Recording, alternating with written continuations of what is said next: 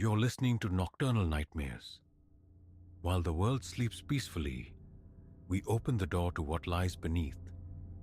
The stories that surface in silence, the fears that rise in the dark. These are not dreams, they are reminders. Stay with us. And don't close your eyes just yet.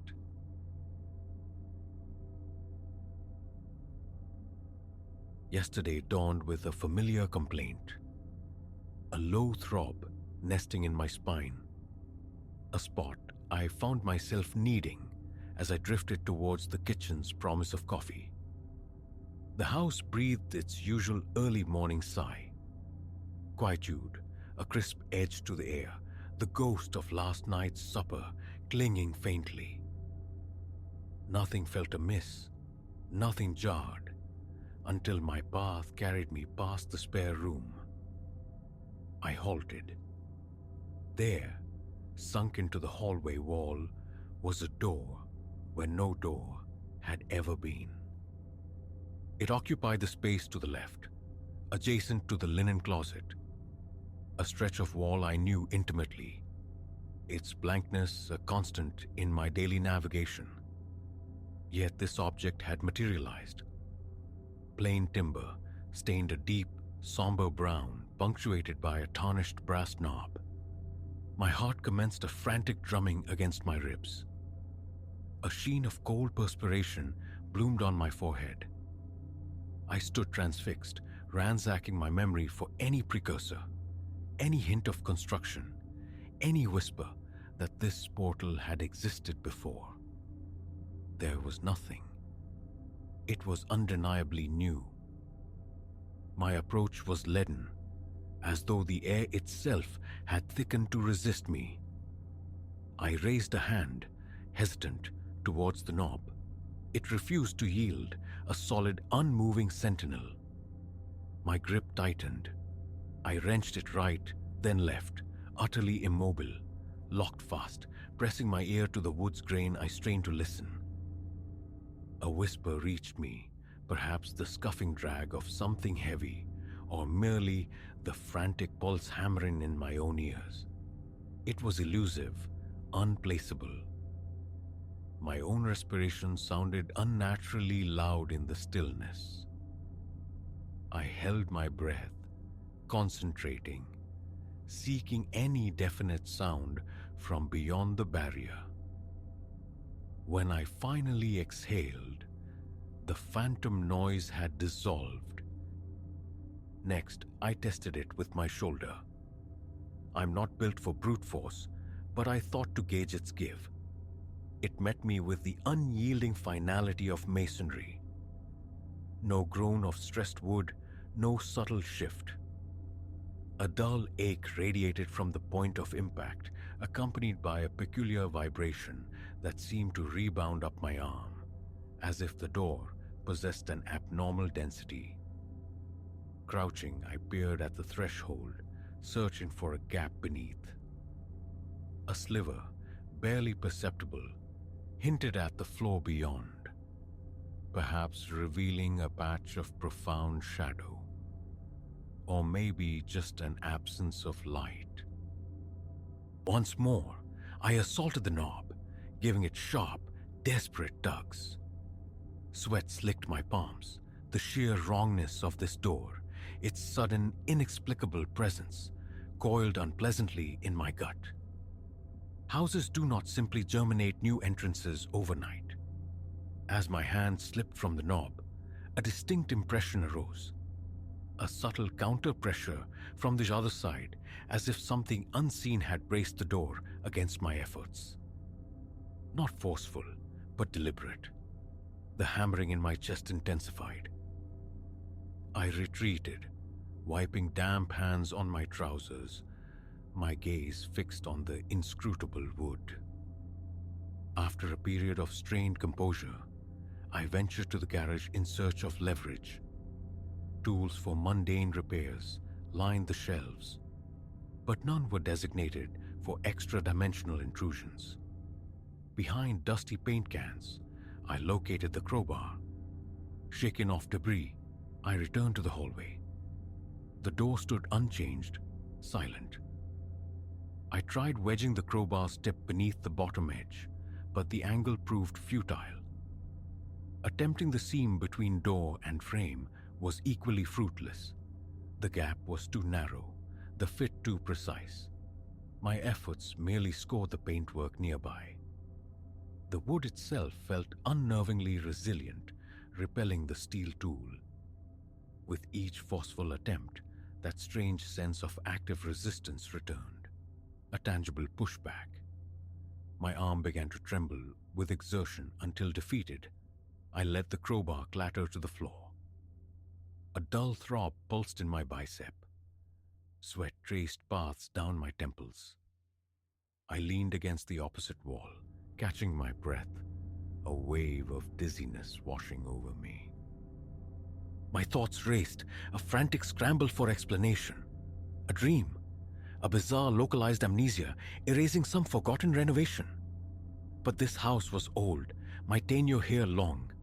I knew its bones, its every surface. No door had ever occupied that space. Resigned, I decided to call Leo, a friend whose trade was construction. I phrased it carefully. A troublesome door, jammed inexplicably. The part about its spontaneous manifestation remained unspoken. He promised to swing by later. Hanging up, I tried to immerse myself in routine.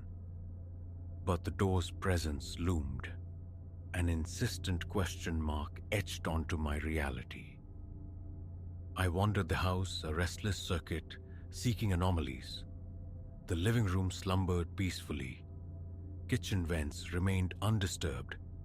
The spare bedroom was untouched. Inevitably, I returned to the hallway. The door persisted, locked, impassive. Again, I pressed my ear to its surface. Silence. A tentative knock yielded nothing. A harder rap echoed unanswered, swallowed by the wood. Only the frantic rhythm of my own heart responded. I backed away, a profound sense of dislocation settling over me. The subsequent hours were a cycle of magnetic compulsion.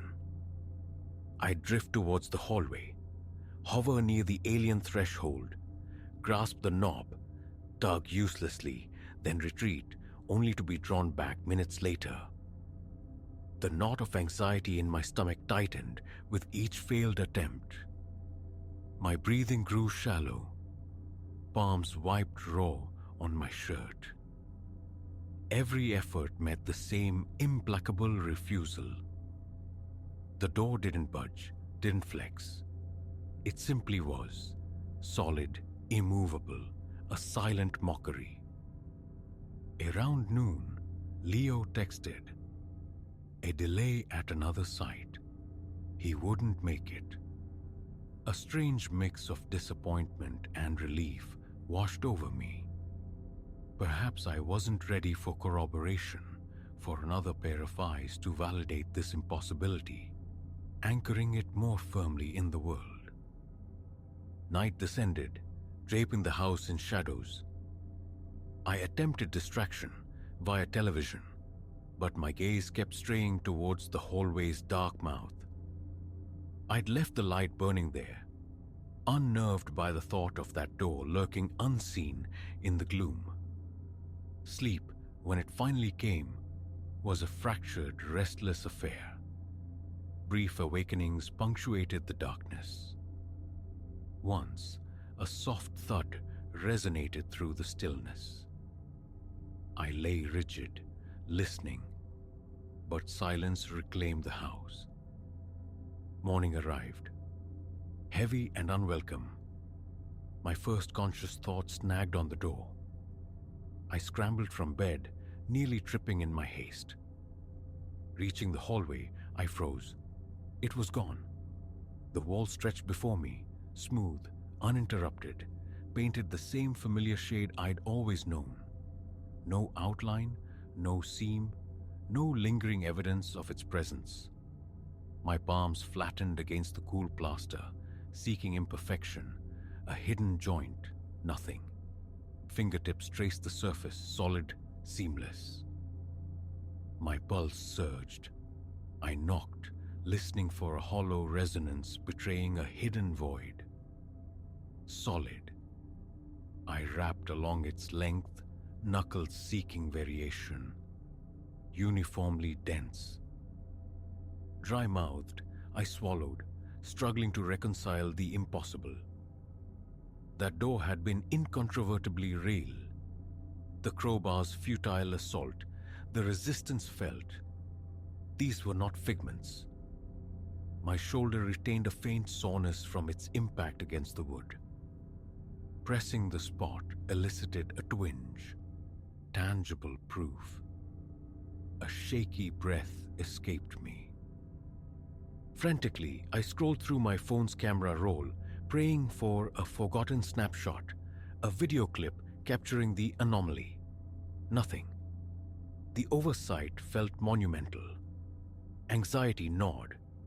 Had I hallucinated the entire episode?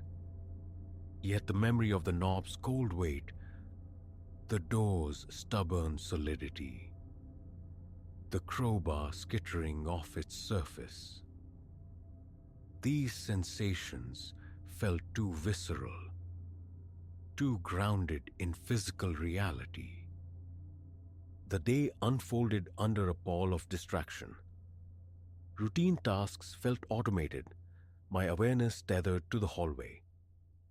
Every few minutes, the magnetic pull returned, drawing me back to stare at the blank wall, half expecting the door to shimmer back into existence.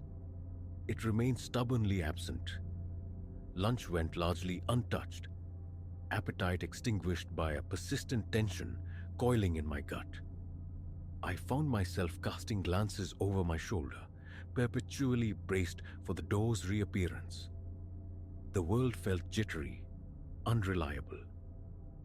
Later, drawn by a desperate need for answers, I descended into the basement's musty chill. Under the weak glare of the single bulb, I scanned the overhead joists and foundation walls directly beneath the hallway section in question. No signs of alteration, no sealed openings, no inexplicable structures. The concrete floor was a continuous, undisturbed plane. Tapping the walls with my flashlight produced only solid thuds. My breath plumed in a cool air, racing gooseflesh. A shiver traced my spine. I retreated upstairs, the subterranean search yielding nothing but deeper unease. That night found me standing sentinel in the hallway once more. I extinguished the lights, plunging the space into darkness, allowing my eyes to adjust, hoping perhaps a different spectrum might reveal what daylight concealed. Minutes stretched into tense silence. Nothing shifted. The wall remained stubbornly opaque. Reluctantly, I restored the light, my body taut, heart accelerating, a fool staring at plaster, yet possessed by the unshakable conviction that something remained, hidden just beyond perception. The following morning, I armed myself with a tape measure. Hallway length, then the corresponding span within the spare bedroom, measured against the wall they shared. The numbers disagreed, not dramatically, but consistently. A discrepancy of several inches manifested, unaccounted for by standard wall thickness. I measured again and again. A sliver of space, a narrow cavity perhaps, unaccounted for in the house's aged blueprints. Not enough for a room, certainly, but an architectural inconsistency nonetheless. It prickled at the edge of my reason. Pressing my ear first to the hallway wall, then to the bedroom side, I listened intently. Silence. Knocking elicited solidity everywhere except one small patch in the bedroom. There, a subtly different resonance, a hint of hollowness, faint but discernible. My heart leaped. I tapped again, analyzing the sound, wondering if it was merely a stud placement quirk. The urge to cut into the drywall, warred with a primal fear of what discovery, or lack thereof, might unleash. In the days that followed, the acute shock subsided into a chronic, low-grade dread. I performed the motions of life, washing dishes, vacuuming, answering emails, but my thoughts perpetually circled back to the vanished door. I'd catch myself pausing in the hallway, anticipating its return. My hand developed a habit of seeking out that smooth expanse of wall. It always felt cool to the touch, triggering a faint, involuntary shiver. Sleep remained elusive, punctuated by phantom bumps and taps that sent my mind racing. Convinced the door was creaking open somewhere in the shadowed house, each investigation revealed only familiar emptiness. Attempts to articulate the experience to friends proved futile. I omitted the spontaneous appearance, framing it as a suspected structural oddity. The responses ranged from dismissive jokes about hidden safes and horror film consumption to uncomfortable silence when I pressed about concealed spaces. No one offered solace or explanation. Sometimes, staring at that impassive stretch of hallway, I yearned for a door's return, if only to vindicate my sanity. Other times, raw fear grips me at the prospect. The memory of that subtle, deliberate pressure pushing back from the other side remains terrifyingly vivid. A prickling crawls across my skin. My breath hitches. I've become a reluctant anchorite, rarely venturing far from the house, haunted by the notion that my absence might invite further inexplicable changes. Morning and night, I inspect the walls. The longer I look, the more plausible the door's reappearance seems. And if it does return, my reaction remains terrifyingly uncertain. Smash it open? Flee? The question churns like acid in my stomach. My routine is fractured. Meals are forgotten. Simple chores overlooked. I pick absently at the old paint on that section of wall, revealing layers beneath, searching for a flaw, a seam. The house's silence, once comforting, now feels pregnant with unspoken tension. Every shadow seems deeper. Every draft a potential harbinger. Fleetingly, peripherally, I sometimes glimpse dark brown wood, but a blink restores the blank wall, leaving only a racing pulse. Whether the door will ever grace my hallway again is unknowable. Its reality, however brief, is branded onto my memory. I touched it. I heard it. I felt its resistance.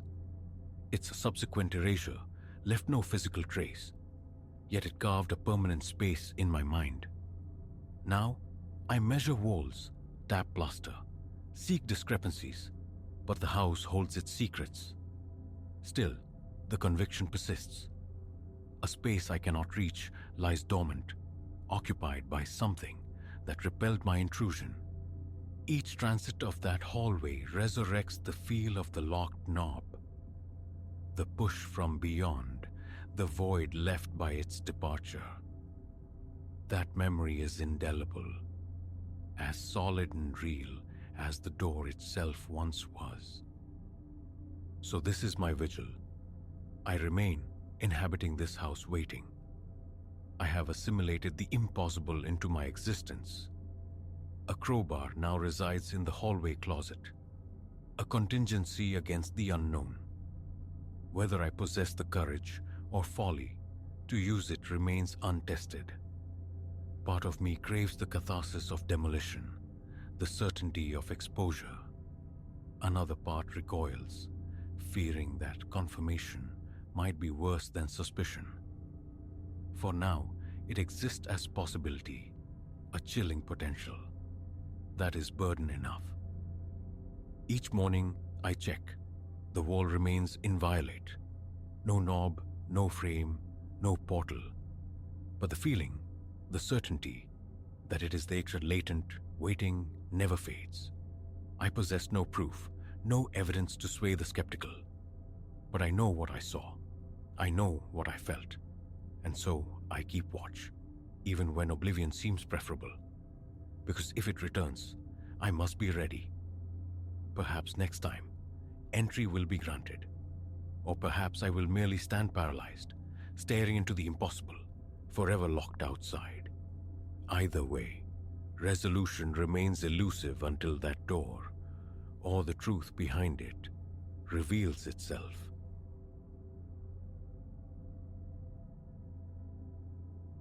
It materialized on a Thursday, nestled amongst junk mail and bills.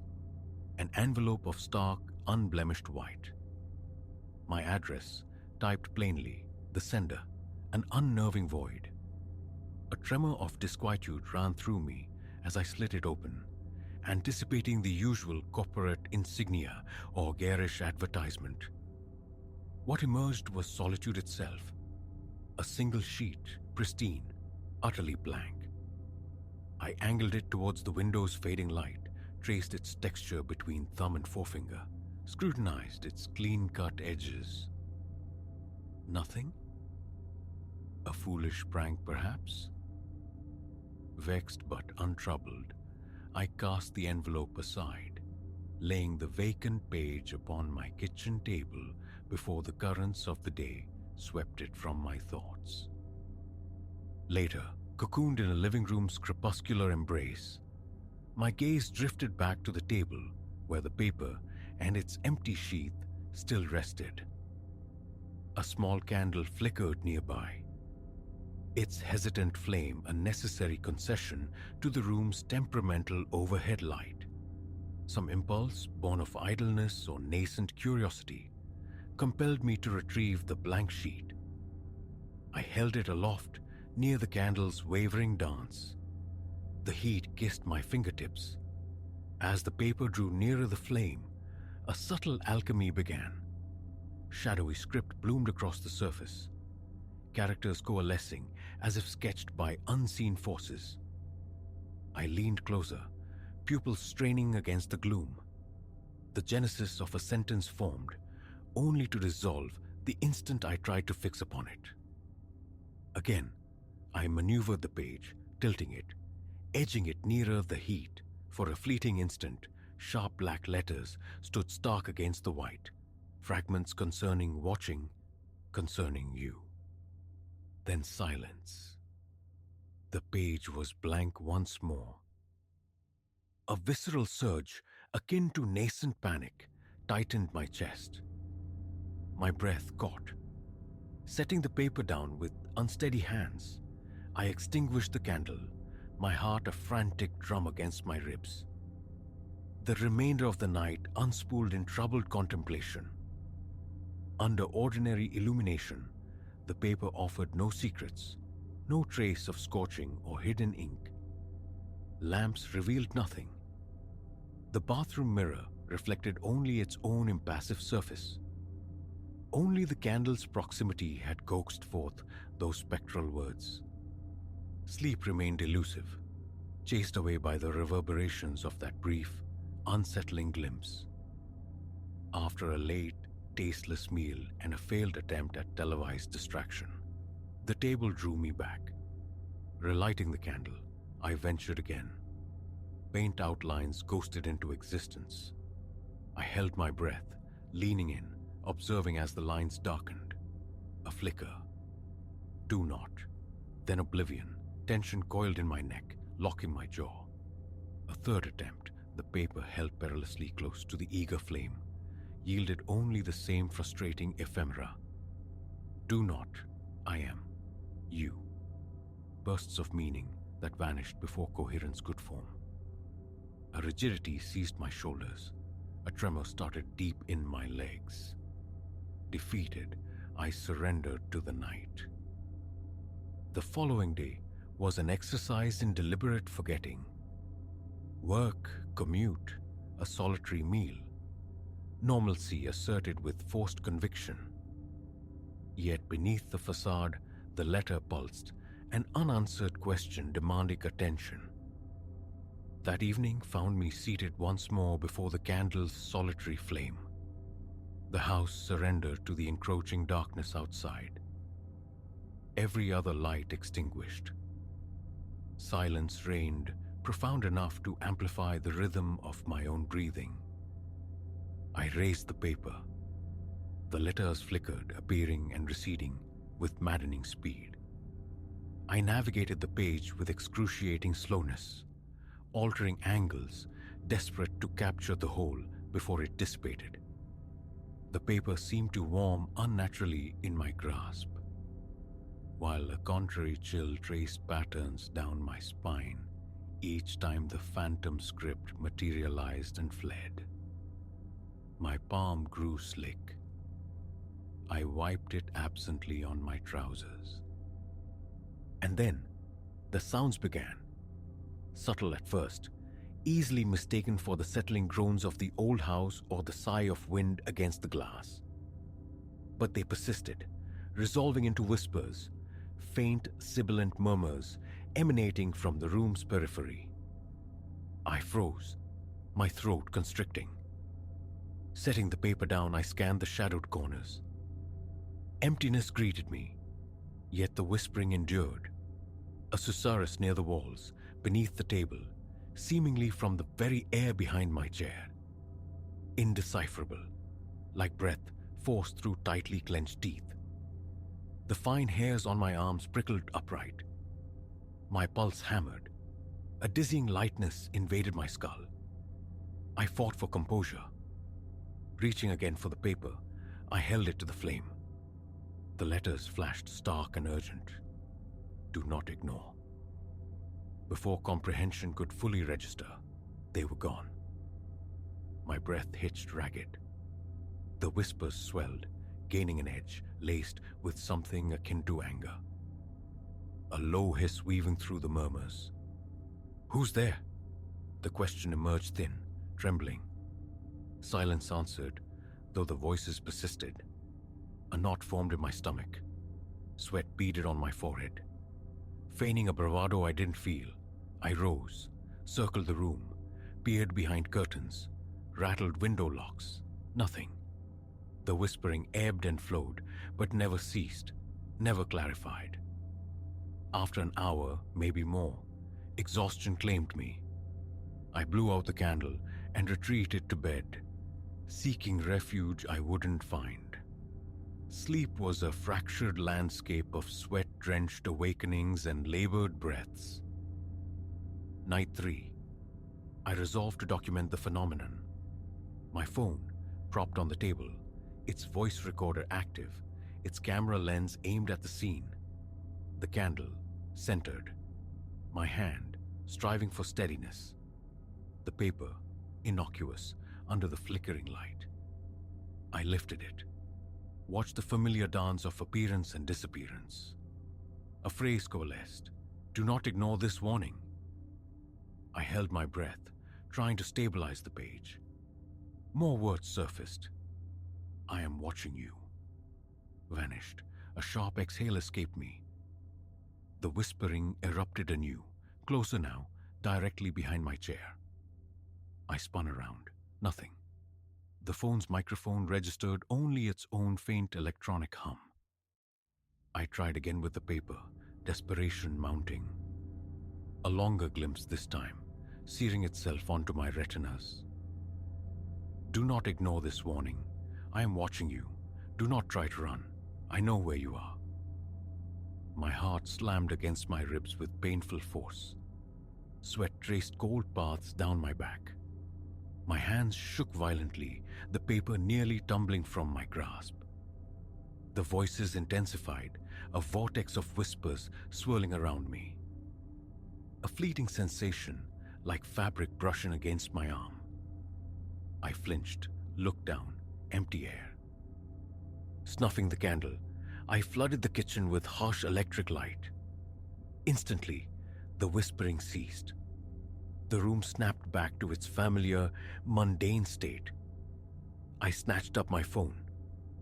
The recording showed only me, seated, holding the paper, a blank sheet on the screen. The audio captured my breathing, the candle's soft crackle.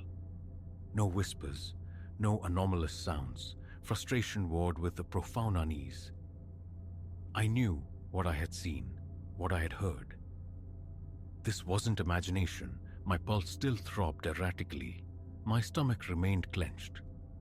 My legs felt weak beneath me as I stood. I prowled the house, a hunter seeking an invisible intruder, checking rooms, flinging open closets, peering behind doors. The house remained stubbornly silent, empty. The subsequent night, a new strategy. 3 candles arranged on the table, their combined light intended to illuminate, to clarify. I waited until midnight's deep stillness descended, extinguishing all other illumination. The trio of flames swayed, casting elongated, dancing shadows upon the walls. Once more, I held the paper aloft. The letters flickered faster now, more elusive than ever. I began to read aloud as they appeared, hoping the spoken word might anchor them, force permanence. "Do not ignore this warning," I recited, voice tight. "I am watching you. Do not try to run. I know where you are. I know what you..." Gone again. As I spoke, an unnatural cold seeped into the room. My breath plumed faintly. My neck muscles were rigid cords. The whispering returned, louder, sharper, distinct words emerging from the cacophony. "Listen," one hissed. "Stay still," another commanded. A palpable presence materialized behind me, a sensation like warm breath upon the nape of my neck. I jerked my head around. Nothing. Yet the air carried a stale, musty odor, the scent of old perspiration and decay. I forced my gaze back to the paper. Blank. Utterly blank. I lowered it. The whispering persisted. "What do you want?" The words scraped my throat, emerging hoarse. The candle flames leaped and sputtered, threatening to extinguish. The murmurs intensified. My palms were slick, my stomach churning. A violent tremor seized my body. I pushed back my chair, stood up, and felt something distinctly tug at my shirt hem. I stumbled backward, nearly upsetting the table. The candles wobbled precariously, but held. "Stop it," I yelled, the sound raw in the charged silence. The whispering faltered, receded, then vanished, leaving only the frantic thunder of my own heart. I flicked on the kitchen light. The sudden glare rendered the room small, sterile. The silence now felt heavy, oppressive. Dizziness washed over me. Sleep was unthinkable. I spent the night on the couch, bathed in artificial light, my eyes fixed on the letter, now resting on the coffee table. So ordinary, so terrifying. The urge to destroy it warred with an inexplicable compulsion to keep it, to solve its riddle, or perhaps a deeper fear that disposal would only escalate the unseen menace. I remained vigilant, heart leaping at every creak, every imagined tap, watching the inert paper as dawn slowly bled into the sky. Another night, another variable, a scented candle plucked from the bathroom, its faint vanilla fragrance, a fragile counterpoint to the encroaching dread. Perhaps the nature of the flame itself held significance. I lit the smaller, steadier wick, held up the paper. Brief flashes. "Do not ignore. I watch you. Cannot hide. You cannot." Then nothing. The whispering commenced, but softer, more insidious. A gentle hiss near my ear, like speech attempted through sealed lips. My chest constricted, stealing my breath. "I'm here," I managed, striving for calm. "I see your message. What do you want me to do?" A pause pregnant with unseen tension. Then a single, chilling whisper. "Obey." I straightened my spine. My eyes stung. Sweat trickled down my temple. I wiped it away with a trembling hand. I persisted, moving the paper with painstaking slowness, attempting to prolong the revelation, to piece together the fragmented threads. Each attempt yielded the same result: tantalizing glimpses. "Do not ignore. I know you will," snatched away before completion. The whispers seemed attuned to my frustration, swelling in volume and intensity with each failure, surrounding me, pressing in. Trapped, my throat felt like sandpaper. My hand shook so badly, I nearly dropped the paper into the flame itself, snatching it back at the last possible second. A pattern emerged. The whispers always began immediately after I deciphered a few words, as if some entity permitted glimpses but punished attempts at full understanding, feeding on the fear it generated. I tried altering my approach, holding the paper at a distance, bringing it slowly towards the heat just until the letters bloomed, then withdrawing swiftly. It made no difference. They vanished regardless. My fist struck the table, a sharp crack in the silence. The whispers surged in response. I clenched my teeth, swallowing the scream that clawed at my throat. My body ached with sustained tension, my neck a column of stone. The frantic drumming in my chest became a dull, persistent ache. After nights blurred into an exhausting cycle, the rituals lost their novelty. Recording attempts ceased.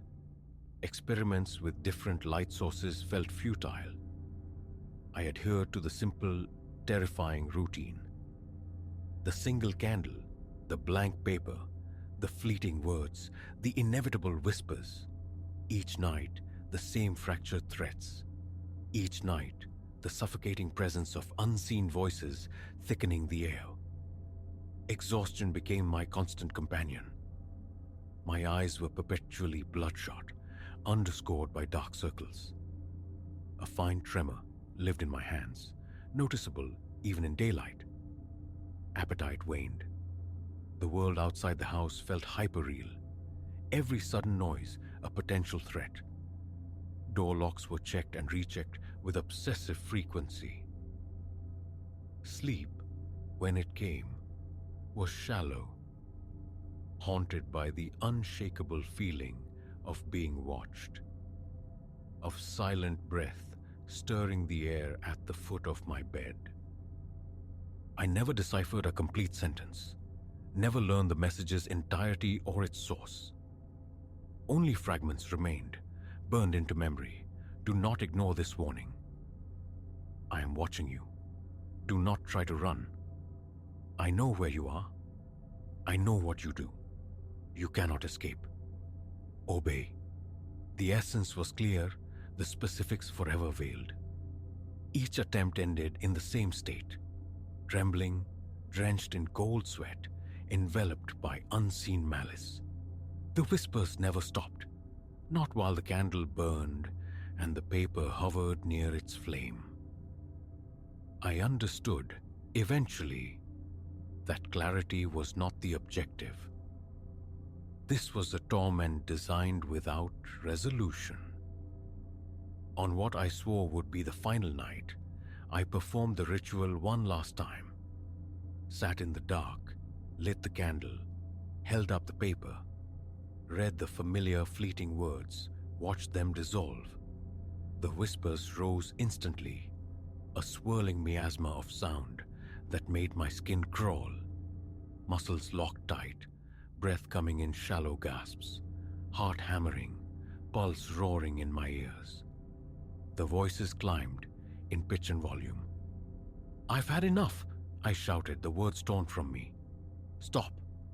They did not heed. With a surge of desperate finality, I seized the letter, crumpled it fiercely, jammed it back into its plain white envelope. Leaving the candle to gutter on the table, I fled the room. The moment I crossed the threshold, the whispering ceased, as if I had stepped out of a pocket dimension, tethered to that specific convergence of paper, flame, and fear. The envelope now resides deep within a locked drawer.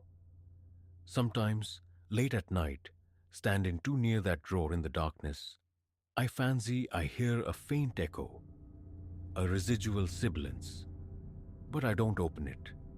The lights stay on. That particular candle remains untouched. I strive to ignore the tension that permeates the house like a stain. Who sent the letter? Why? The questions remain unanswered, perhaps unanswerable. I only know that every effort to illuminate the mystery plunged me deeper into darkness, into a clammy, shaking terror accompanied by voices I could not see. Living with the uncertainty is now the only path. It is infinitely preferable to the alternative. Standing willingly in the dark, courting madness, listening.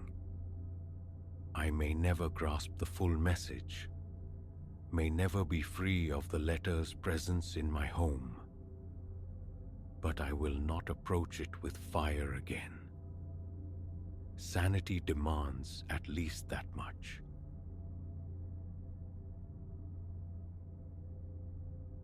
Silence descended on a Wednesday night, the television screen fading to black, leaving only the hum of the house.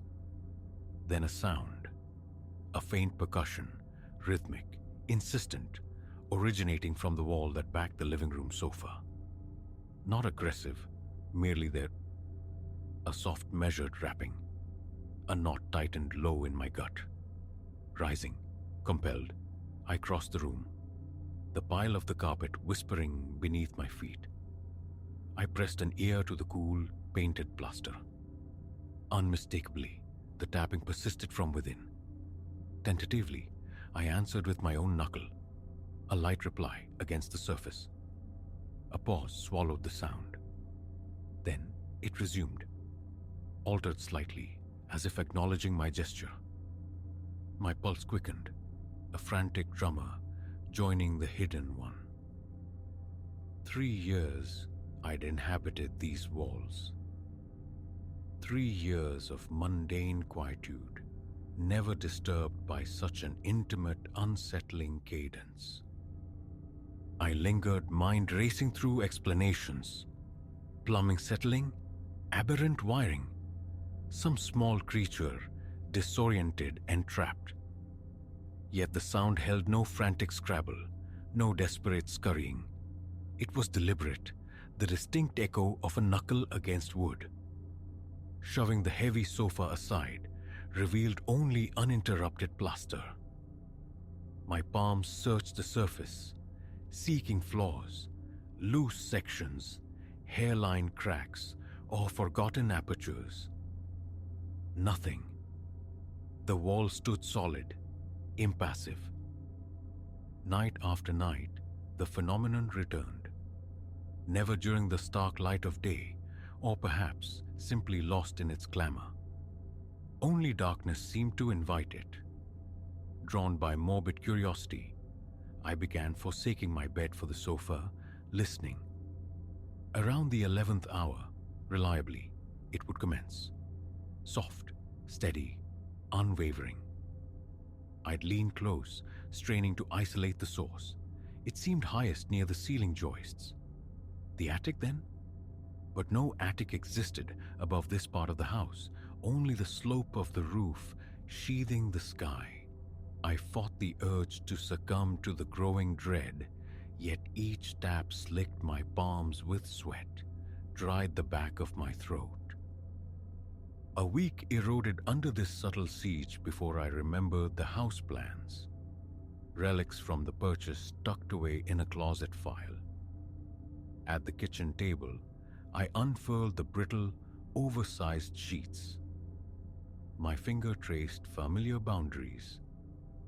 Living room, kitchen, the single bedroom, bath, connecting hall. All congruent with the house I knew. But then, unearthed from deeper within the folder, an older schematic, dated half a century prior, presented a deviation. Behind the living room wall, precisely where the tapping originated, it depicted an anomaly. A small rectangular chamber, marked with what appeared to be a narrow doorway. The more recent documents simply showed nothing. Void space. I stared, comparing the diagrams, the listed dimensions, the current footprint. A subtle mismatch confirmed by the archaic lines. This house harbored a ghost limb, an excised space lingering in faded ink, disquiet coiled within me. I rubbed tired eyes, seeking logic. A renovation, perhaps, sealing off an unwanted area. But why entomb a room? Carrying the fragile blueprints into the living room, I held them against the wall, aligning landmarks, searching for the ghost of a covered threshold. The tapping was absent now, but its epicenter was known. Right below the ceiling, near the juncture. If the old drawing held true, a passage lay concealed there. From the garage, I retrieved a flashlight and a stepladder. Ascending, I rapped gently near the ceiling. A distinct hollowness answered in one specific spot. Pressing firmly, I felt a slight yield, the subtle flex of unsecured board. Descending for tools, a small hammer, a flat pry bar, I returned, heart hammering against my ribs, a tightness constricting my chest. Apprehension warred with resolve. The unknown loomed. I chipped away a small piece of plaster. Dust and aged debris rained down, stinging my eyes. Wiping my face on my sleeve, I aimed the flashlight's beam into the nascent cavity. Wood, an old beam, flanked by planking. More plaster yielded, widening the breach. An exhalation of stale, desiccated air met me. And then, behind the splintered boards, the undeniable edge of a door frame emerged. Narrow, wooden, dark with age, unmistakably sealed away. My fingers, probing the darkness, brushed against cold metal. A small, simple doorknob. It turned with surprising ease, but the door itself resisted, obstructed. Using the pry bar as a lever, I worked at the imprisoning planks.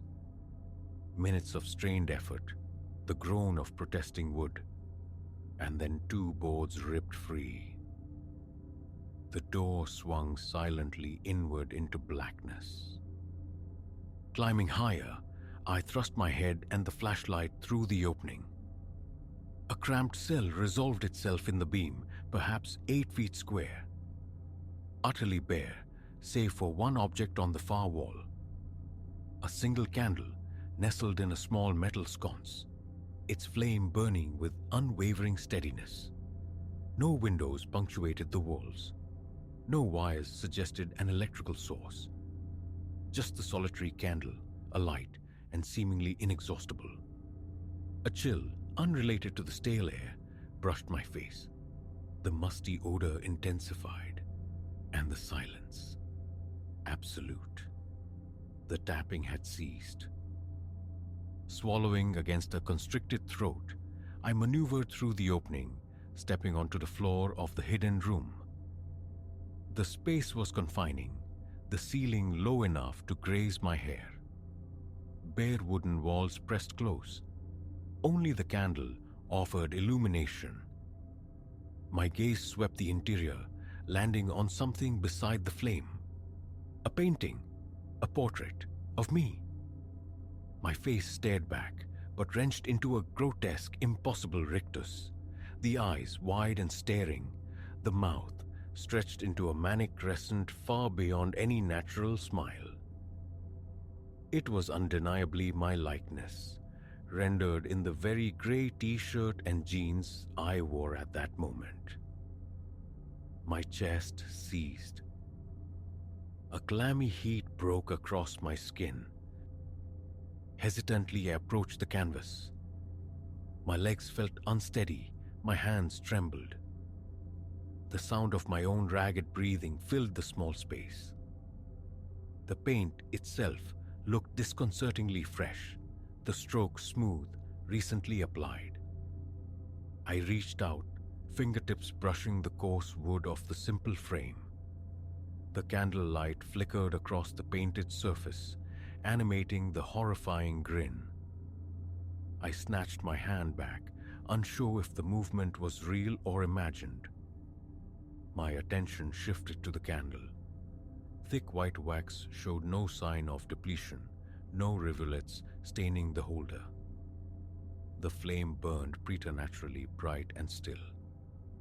Holding my hand above it elicited only a gentle warmth, not the searing heat expected. Compulsively, I tried to pinch the flame between thumb and forefinger. My hand shook violently. My fingertips closed around the bright wick met warmth, but no pain, no scorching. The flame persisted, untouched. I blew on it. It wavered momentarily, then returned to its placid, constant burn. I stumbled back a step, heart pounding a frantic rhythm against my ribs, echoing in my ears. Escape! The thought screamed. I glanced again at the painting. Still there, my face, locked in that silent, painted scream of a smile. Leaning closer, drawn and repelled, I saw the meticulous detail, the unnerving care in its execution. The painted eyes glistened with a wet, glassy quality. The teeth, bared in that strained grimace, seemed too numerous. The portrait's gaze felt direct, accusatory. Backing away until my shoulders met the rough wood of the opposite wall, I struggled for comprehension. A sealed room, a deathless candle, a portrait of myself painted in the present moment. I looked down, touched the fabric of my own shirt. Identical. The painting bore no scent of fresh oil, yet its surface radiated newness. Turning, I explored the confines of the cell, tapping the walls. Solid. My hands traced the grain of the wood. No other features, no vents, no windows, nothing but the open doorway through which I'd entered. Beyond it lay the ragged hole in my living room ceiling, the familiar world now distant. Only the flashlight beam and the candle's strange glow pierced the gloom. A profound sense of transgression washed over me, a certainty that I stood where I should not. Nausea churned. My mouth was parchment. A decision formed. The painting had to come out. Approaching it again, I gripped the frame with both hands and lifted. It came away from the wall easily, revealing only bare wood behind it. Clutching it, I moved towards the opening. The canvas seemed to possess an odd inertia, a weight disproportionate to its size. My legs trembled on the ladder as I carefully backed down into the living room. The painting held tight against my chest, a shield or a burden.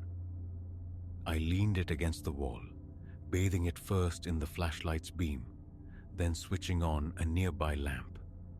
In the fuller light, the image remained unchanged. My face, stretched in that rictus of false joy, evoking a terrible muscular strain. Instinctively, I touched my own face. Normal. Jaw tight, but not smiling. I searched the canvas for a signature, an artist's mark. Nothing. Just me, in grey t-shirt and jeans, my current attire. Rationality scrambled for purchase. A complex prank? A bizarre legacy left by a previous owner? But the synchronicity of the clothing, the impossible physics of the candle. My pacing stirred dust motes in the lamplight. Again and again, my eyes darted to the painting, willing it to shift, to offer a clue. It remained static, mocking. I ascended the ladder once more, peering into the hidden chamber. The candle flame held steady, a small, defiant star in the darkness. Would removing the painting alter anything? I scanned the cramped space again. It felt starker now, violated. Listening intently, I heard only silence. The tapping remained absent. I swept the flashlight beam across every surface. Wood, dust, the unwavering candle in its sconce. Driven by a final impulse, I stepped back inside and grasped the candle's base, pulling hard. It refused to yield, the holder firmly anchored. Twisting proved futile. The flame burned on, indifferent. My throat tightened. Touching the flame again confirmed its strange nature. Warm air, nothing more. Defeated, I retreated, the tension settling into a deep ache in my neck and shoulders. In the kitchen, I placed the painting face down on the table. The reverse offered no secrets. Simple wooden stretchers, taut canvas. I ran a finger along the edge, picked tentatively at a corner. The paint adhered stubbornly. Standing there, holding the object, breathing shallowly, sweat cooling on my back, I felt adrift. A dish rag pressed against my forehead did little to soothe the internal fever. The blueprints lay spread on the counter.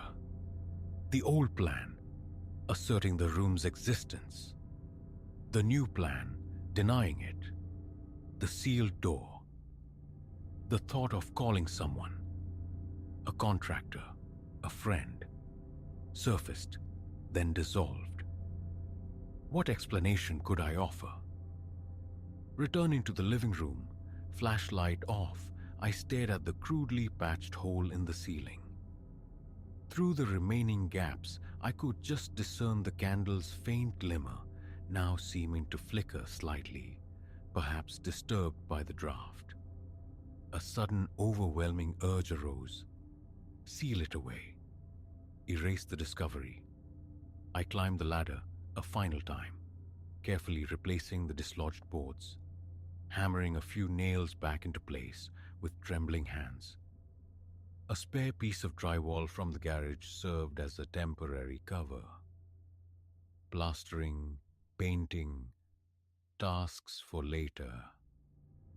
For now, concealment was paramount. Descending, my gaze fell upon the painting, leaning against the wall, its back still turned, but I knew what it depicted. That grin clawed at my composure.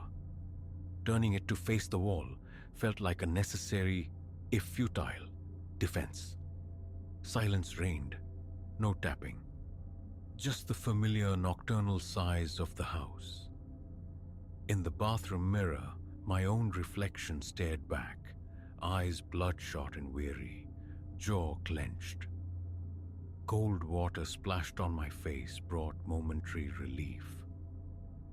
Back on the sofa, I surveyed the scene. The wall, quiescent.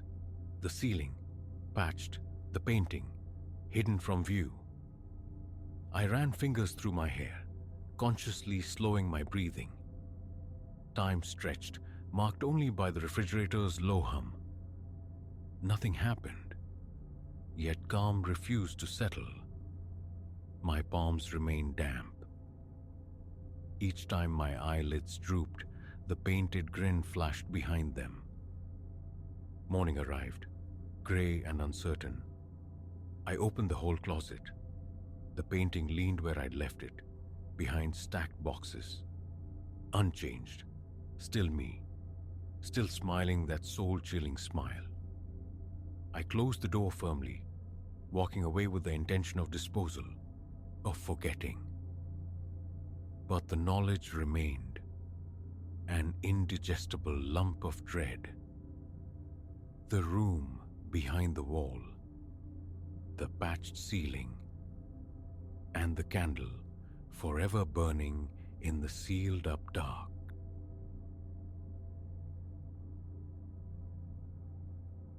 The echo of those first footfalls hasn't faded. Not really. It was deep into the night's nadir, perhaps 1 o'clock, and I was sequestered in my small watch office, tucked away near the ground floor's rear corridor. A sepulchral silence reigned, punctuated solely by the low electric thrum of the fluorescent lights overhead. Then, erupting from the stillness, came the sound. A distinct tread on the floor, directly above.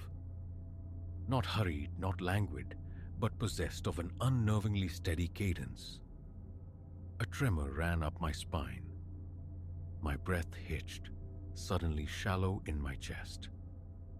I sat frozen, straining my ears, grappling with the possibility of auditory illusion, but the steps persisted.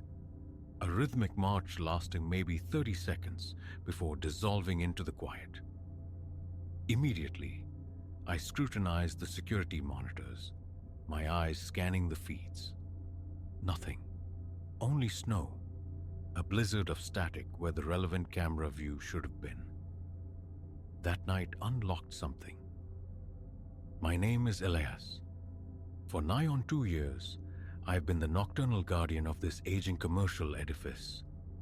Once a bustling hive of offices and modest enterprises, its corridors now echo mostly with emptiness since the owner's rent hike drove the majority away last year. A scant few businesses cling on, their lights extinguished by 6 or 7 each evening. Come midnight, the structure is utterly deserted, save for myself and occasionally a diligent soul burning the midnight oil in the second-floor shared workspace. Though even they invariably depart by 10 or 11. After that, solitude is my only companion. It rarely troubled me. Gregariousness isn't my nature.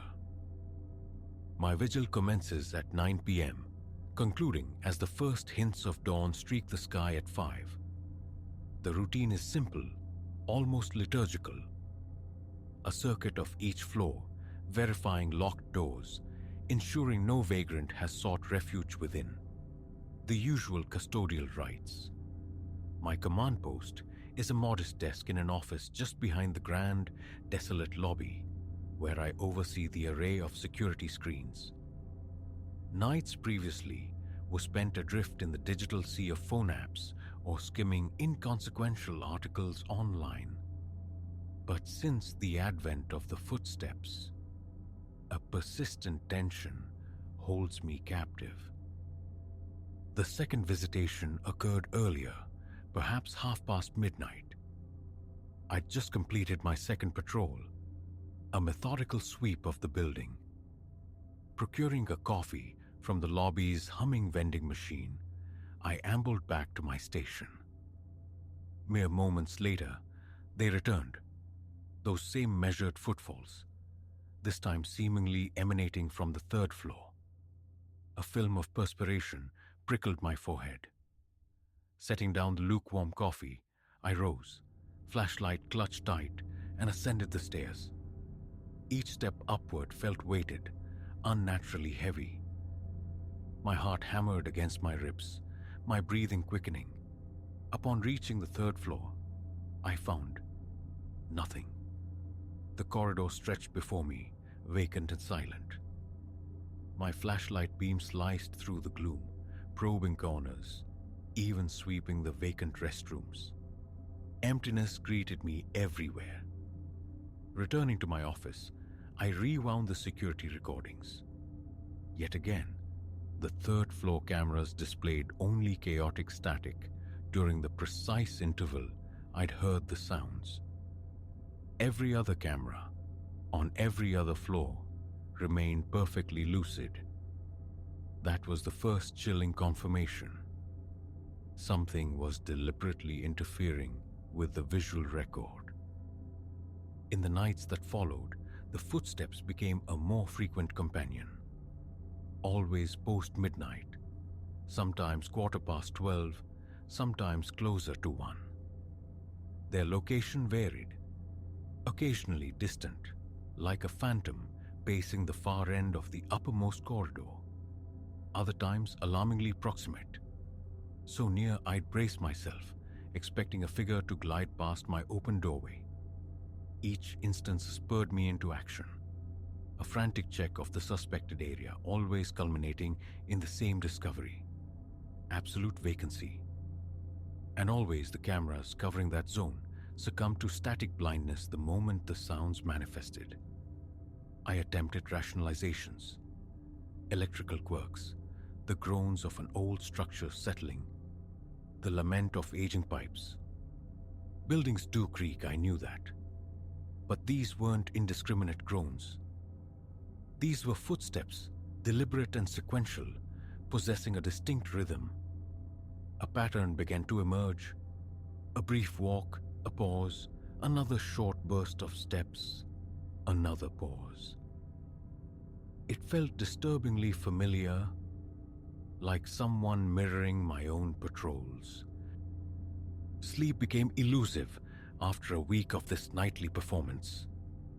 Daylight hours found me lying abed, haunted by visions of those vacant corridors, the phantom tread echoing in my mind's ear.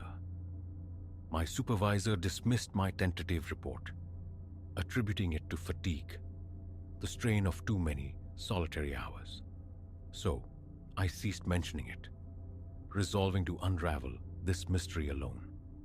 One night, driven by a need for validation, for proof against encroaching madness, I positioned my phone on the third floor, aimed down the corridor, and initiated a recording.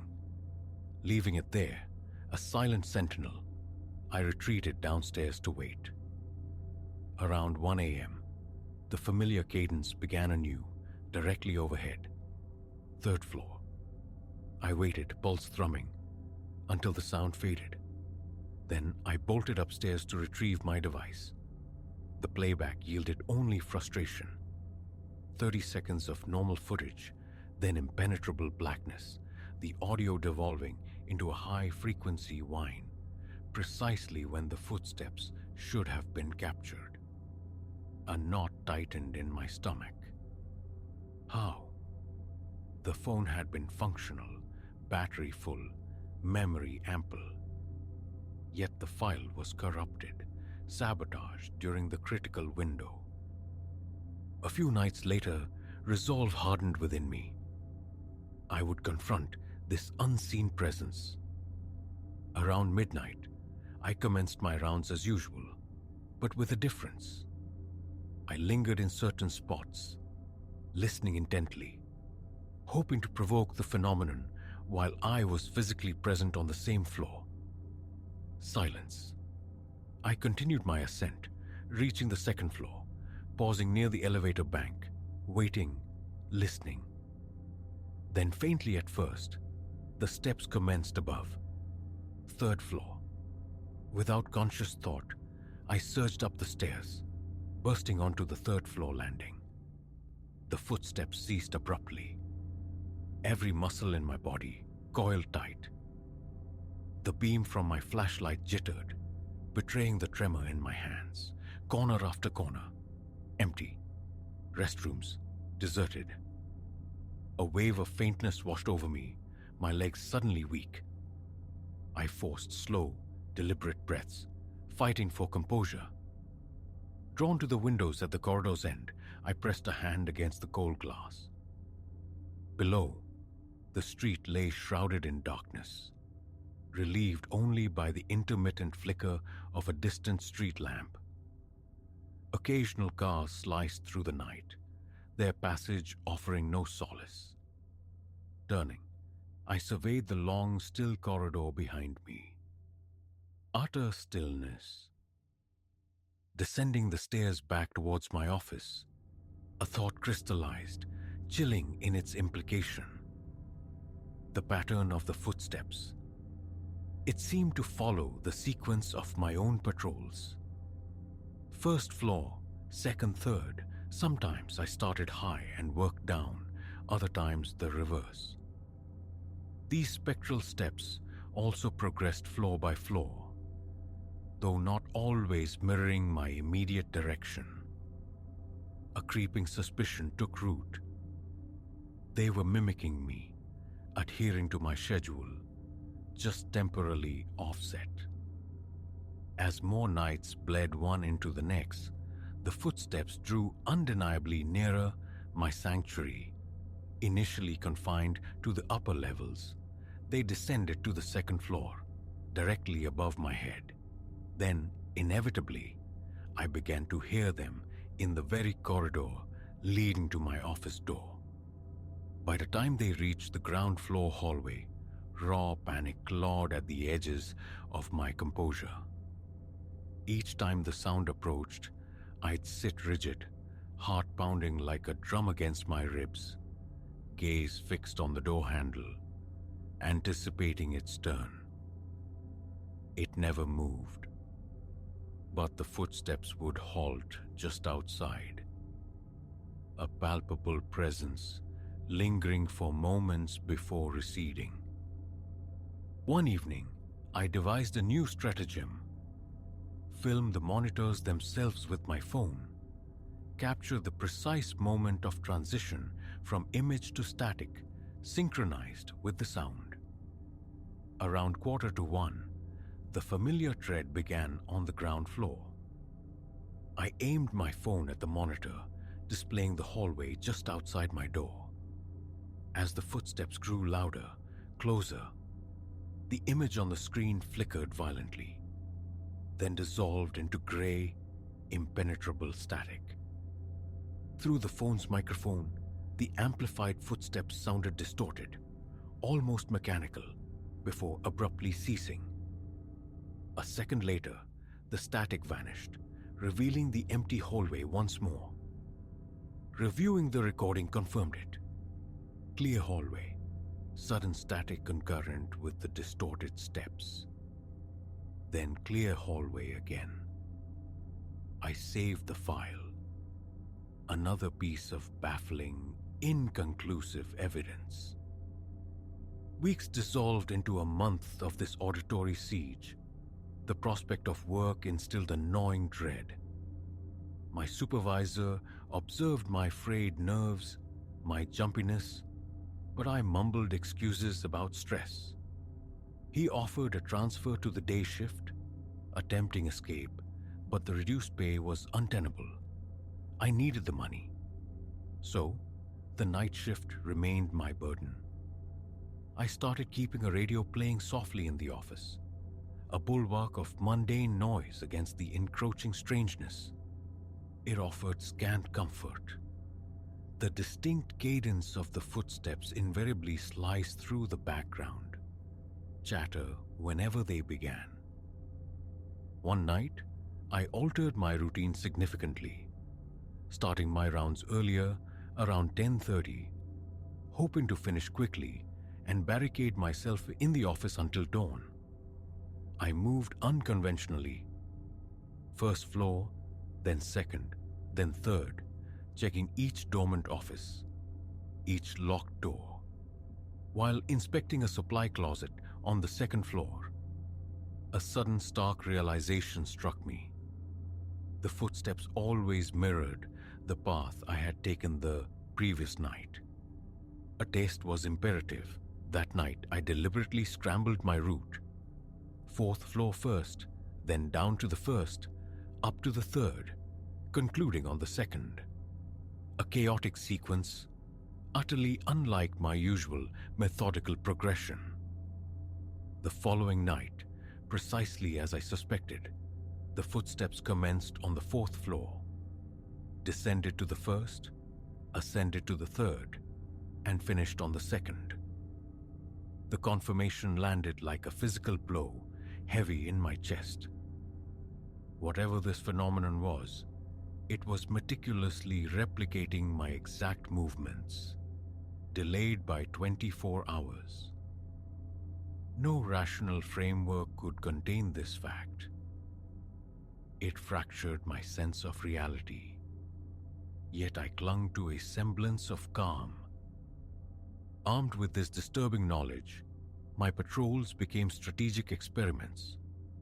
I began leaving subtle markers: a waste bin nudged slightly askew, a sliver of tape affixed to the floor, hoping to observe any corresponding disturbance. Occasionally, the markers would be reset to their original positions by morning, yet the act itself remained unseen, unrecorded. The cameras, predictably, offered only static during the crucial moments. On a night thick with tension, close to 1 a.m., the familiar tread echoed down from the third floor. It traversed the second-floor corridor directly overhead. Then the sound shifted to the stairwell, descending toward the ground floor. I positioned myself beside my office door, flashlight extinguished, holding my breath, striving for utter silence. My heart hammered. I felt the pulse throbbing in my temples. The footsteps reached the end of my hallway, paused, silence stretched, taut and suffocating.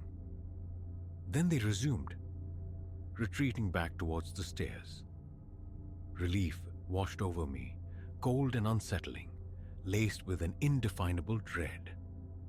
Keys rattling slightly in my trembling hand, I locked the office door and gave chase, maintaining a cautious distance, fear warring with the desperate need to understand. My own shoes scuffed softly on the tiles, betraying my presence. The footsteps ascended to the second floor. I followed, heart pounding. Just as I reached the landing, they stopped. The corridor stretched before me, utterly empty. I scanned the length of it, breathing raggedly. A minute passed in profound stillness. Methodically, slowly, I checked each office door along the hall. Nothing disturbed, nothing amiss. Yet the sensation of being watched prickled the skin on my arms. Defeated, I retreated to my office, sinking into the worn chair. The monitors displayed clear, uninterrupted feeds. No further footsteps disturbed the silence for the remainder of the night. I spent the ensuing hours lost in futile conjecture. Why was this happening? The only recurring thought, however illogical, was of some unseen entity mirroring my existence within these walls, tracing my paths, echoing my presence. The unease deepened, becoming a permanent resident in my gut. By the following week, I was barely holding myself together. I investigated everything: the electrical grid, the aging ventilation system, the warped floorboards, seeking any mundane explanation. Nothing surfaced. Tentative inquiries with the few remaining tenants yielded little. A couple admitted hearing odd noises, but dismissed them as my own nightly rounds. No one else seemed concerned, amplifying my isolation. The break-in point arrived during a midnight patrol of the second floor. I was moving cautiously, ears straining for the anticipated sound. It began below, on the first floor, but different this time. Faster, urgent, ascending the stairs towards me. I froze mid-corridor, flashlight gripped so fiercely, my knuckles ached white. The footsteps pounded onto the second-floor landing, then paused. Instinctively, I backed away, my breath catching in ragged gasps. Then they advanced towards me, step by deliberate step, matching the exact pace, the exact rhythm I used when traversing this very hallway. A vice clenched around my chest. The frantic beat of my own heart roared in my ears. I spun, fleeing towards the nearest stairwell leading down. I scrambled back to the perceived safety of my office, slammed the door, twisted the lock. On the monitor, the corridor camera dissolved into static. When the image resolved moments later, the hallway was empty. But I heard them. The footsteps were right outside my door. My hand shook so violently, the flashlight slipped, clattering to the floor. Fumbling, I retrieved it, flicking the beam on, aiming it uselessly at the solid wood. Then, as suddenly as they arrived, the footsteps moved away, receding down the hall. Silence returned. Now each night is a vigil. I wait for the footsteps. I track their progress, noting the times, observing the inevitable electronic blindness on the monitors. What else is there to do? No perpetrator is ever revealed, yet the spectral tread faithfully retraces my path from the night before. They draw nearer still, their nature and purpose shrouded in impenetrable mystery. I only know that when midnight approaches, every nerve is taut, every shadow seems deeper, every faint sound amplified. This is my reality now. I endure, bound by necessity, by the need for a paycheck. But the certainty persists. Something walks these halls with me, a phantom echo of my own routine. And night after night, logic fails, explanations crumble, leaving only the unnerving rhythm of my own footsteps, mirrored in the desolate dark. All I can do is listen, record, and fight the rising tide of panic each time the echo answers back.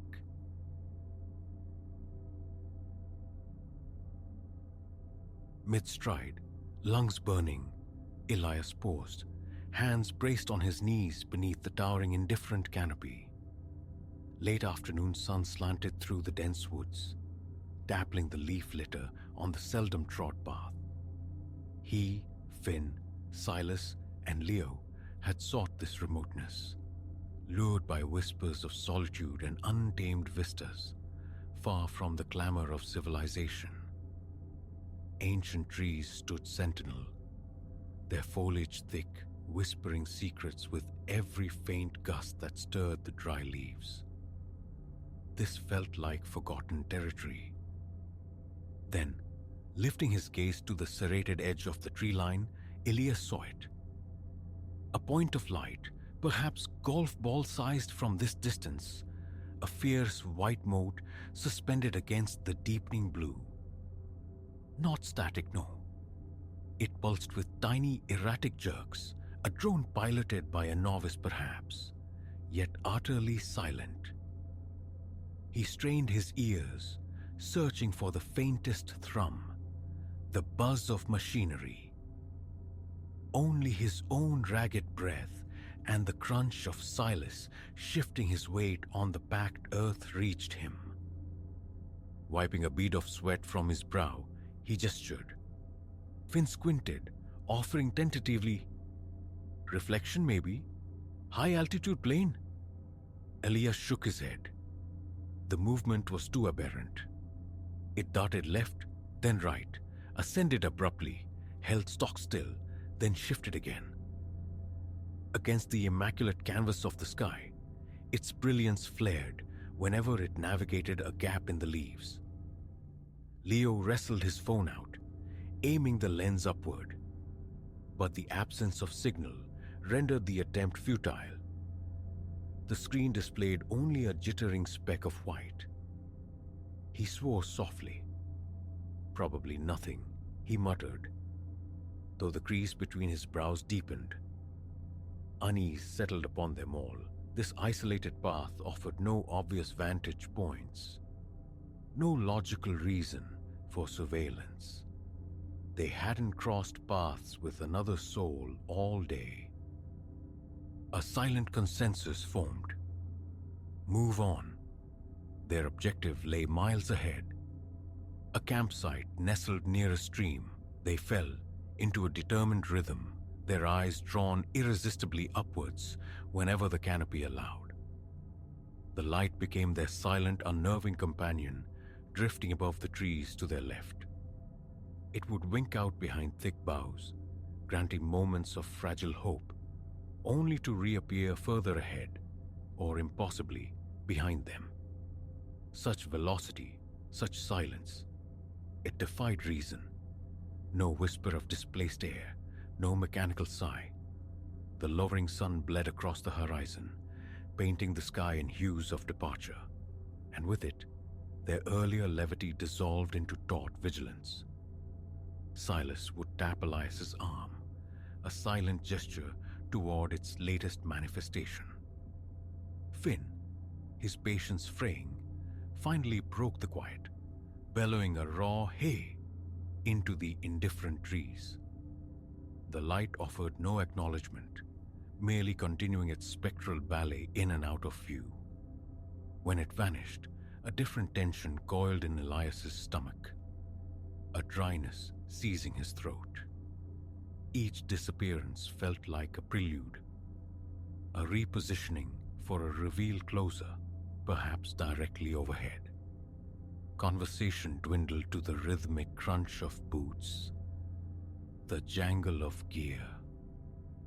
An hour or more elapsed before they reached a small clearing, marked by fallen logs and a blessedly flat expanse, their intended haven for the night. The promised stream murmured nearby, down a gentle slope. Coolness began to bite the air as the sky transitioned from orange to bruised pink.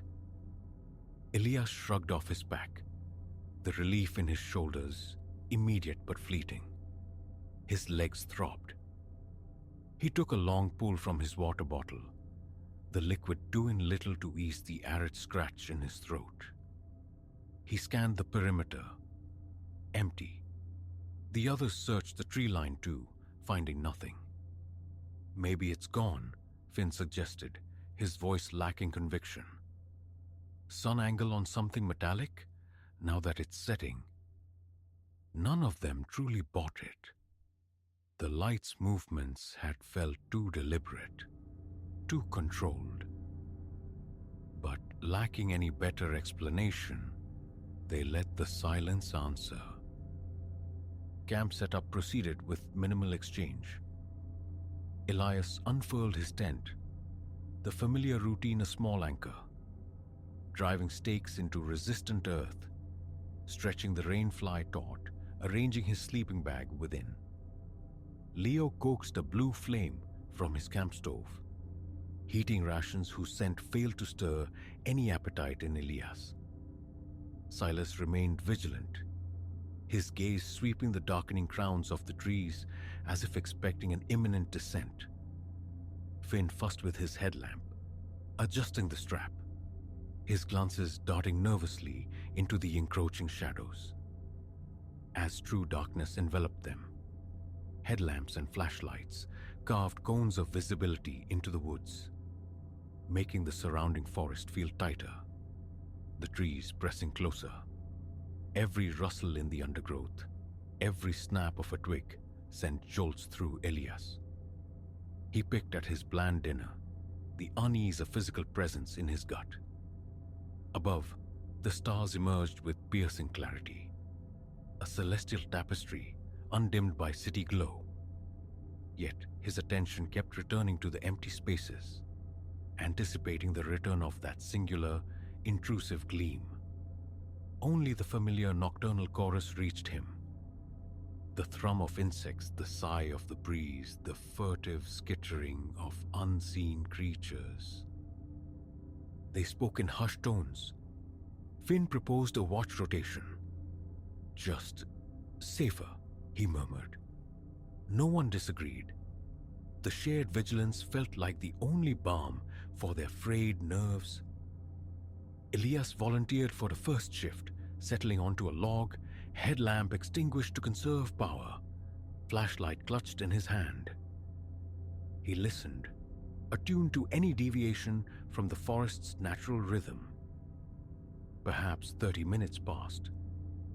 Then he saw it, hovering above the trees on the far side of the clearing, the same light. A chill radiated through his chest.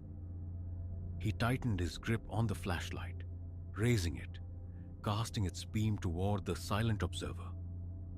It remained unperturbed, bobbing slightly. He crossed quickly to Silas's tent, whispering his name. Silas emerged, disoriented, blinking. His eyes found the light, and he froze. Finn and Leo were roused next, emerging groggy, their own beams joining the interrogation of the darkness. They stood together, a small huddle of illuminated faces turned upward, words failing them. Elias felt the fine hairs on his arms prickle. His heart hammered against his ribs, his breathing shallow, the light dipped behind the trees, then reappeared on the opposite side. Having seemingly circumnavigated their small sanctuary, Leo tried shouting again, a strained query. "Who's there? What do you want?" Silence answered. Silas retrieved a high-powered flashlight from his pack. He switched it on, aiming its potent beam directly at the anomaly. For a heartbeat, the shaft of light sliced through the night, starkly illuminating branches and leaves, but the source itself remained elusive, perpetually, just beyond clear sight or masked by foliage. After a few tense seconds, the light simply winked out. Silas let out a frustrated hiss. Leo spat onto the dirt, rubbing his arms against a sudden chill. A hurried, low-voiced counsel ensued. Night navigation through unfamiliar, rugged terrain was too perilous. They possessed trail experience, but not the confidence for a panicked flight armed only with handheld lights. The decision was unanimous. Wait for dawn. Pack up, backtrack. Staying felt untenable. The feeling of being scrutinized by an unknown entity had become unbearable. They lingered for a while, sweeping their beams across the trees, hoping, perhaps dreading, its return. It did not reappear. Eventually, exhaustion outweighed vigilance. They retreated to their tents, agreeing to maintain a staggered, wakeful presence through the remaining hours. Elias crawled into his sleeping bag, lying rigid, listening. Sleep offered little refuge. The image of the silent darting point of light replayed behind his eyelids. He rubbed his temples, forcing himself to breathe slowly. Eventually, weariness claimed him. He surfaced from fractured dreams to Silas's urgent whisper and insistent shake. "It's back." Stumbling from the tent, rubbing the sleep grit from his eyes, Elias followed Silas's pointing finger toward the dark wall of trees. Empty blackness. "It was there," Silas insisted, his voice tight. Circling. Elias didn't doubt him.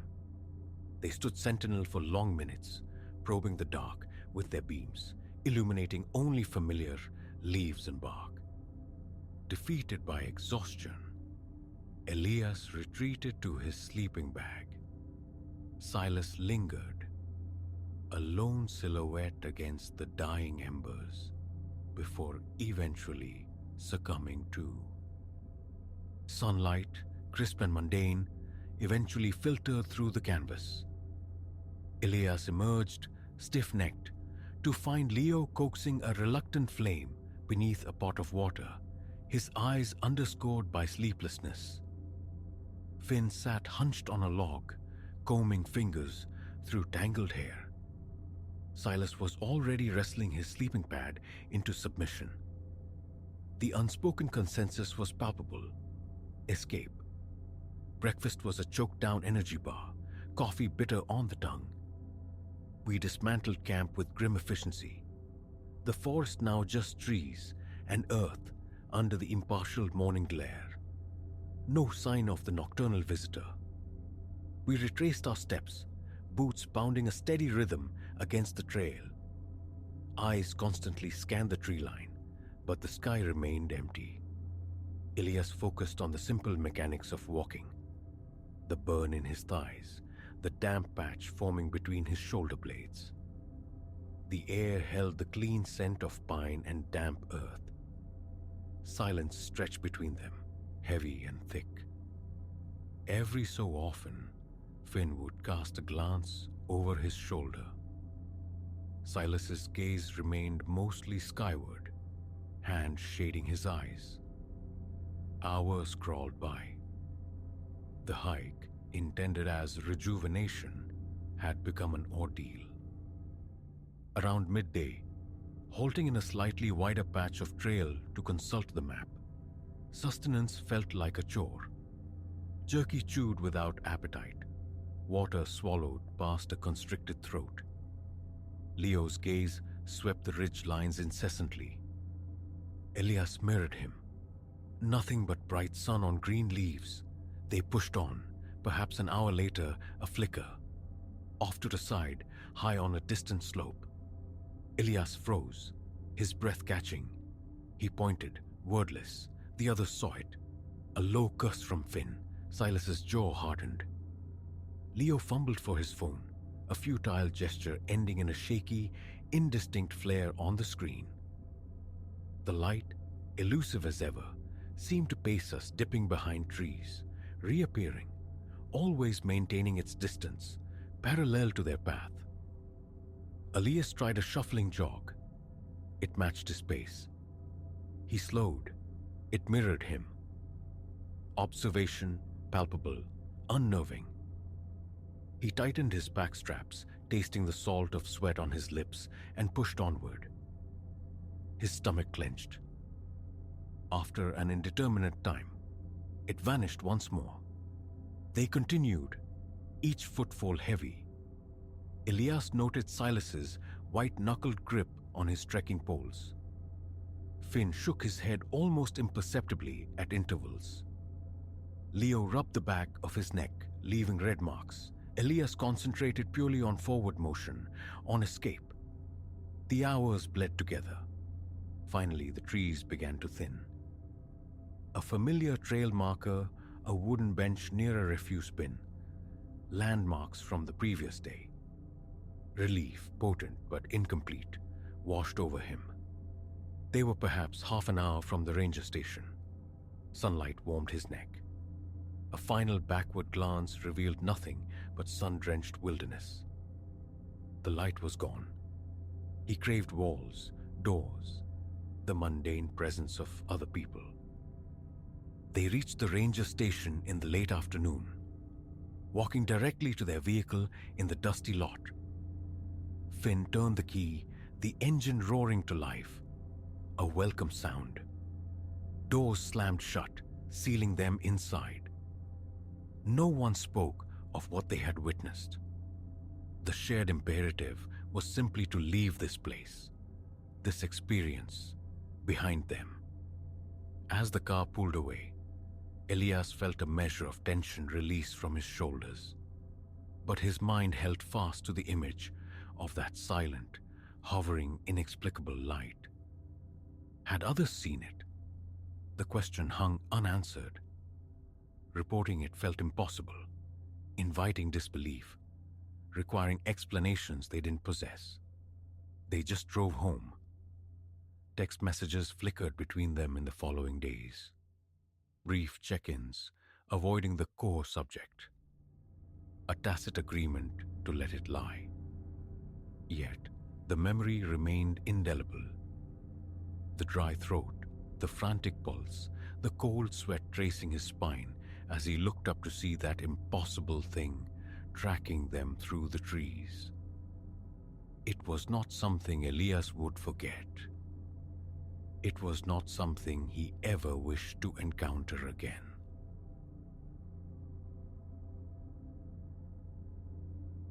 3 days into claiming my inheritance, Uncle Ronan's skeletal farmhouse clinging to this wind-scoured island, my fingers closed around the key. It lay buried in the sedimentary clutter of his desk drawer amidst brittle receipts and desiccated ink pens. Small brass, its surface oxidized to a near black patina. An insignificant discovery, perhaps, had it not been for the intricate knotwork, distinctly Celtic, etched into its head. My hands, already grimed from excavating decades of Ronan's accumulated life detritus, paused. This bequest, this remote County Clare property perched on the Atlantic's edge, had arrived like a bolt from the blue.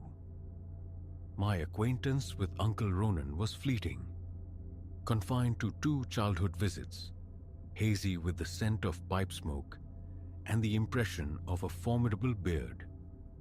Now, at 35, the ink still drying on divorce papers, I was the improbable custodian of a house left to the mercy of the elements, since, it seemed, the days of Thatcher and Reagan.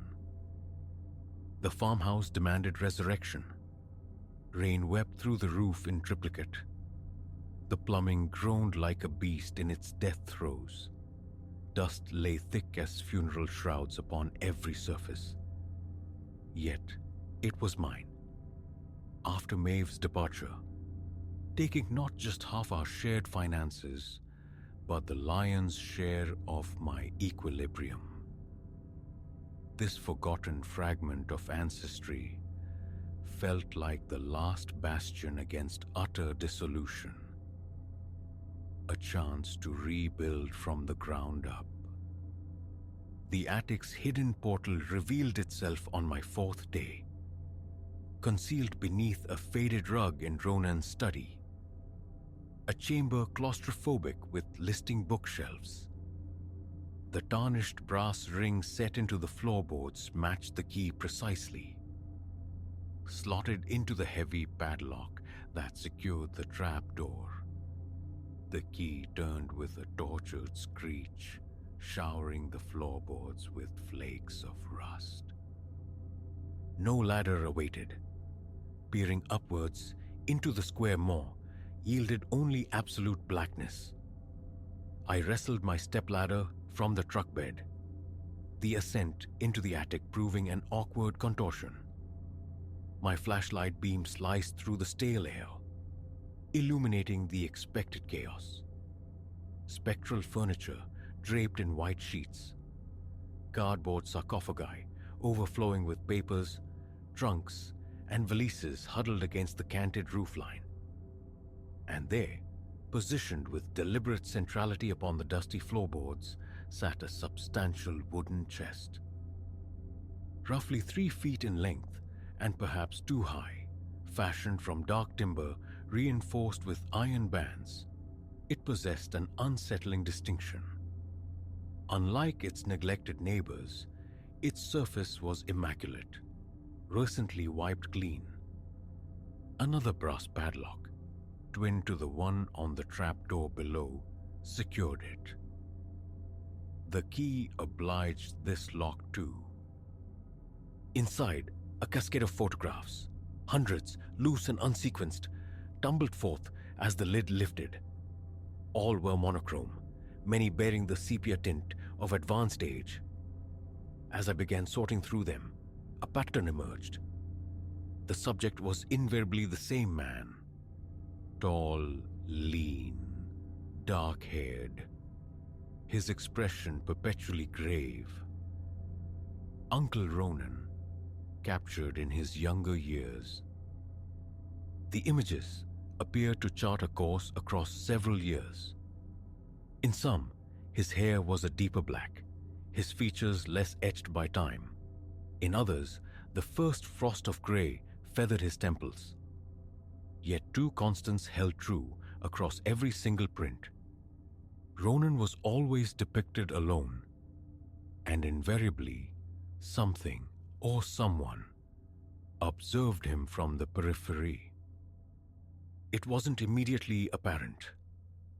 The first photograph I studied, set within what seemed a farmhouse kitchen, held my focus on Ronan's familiar face.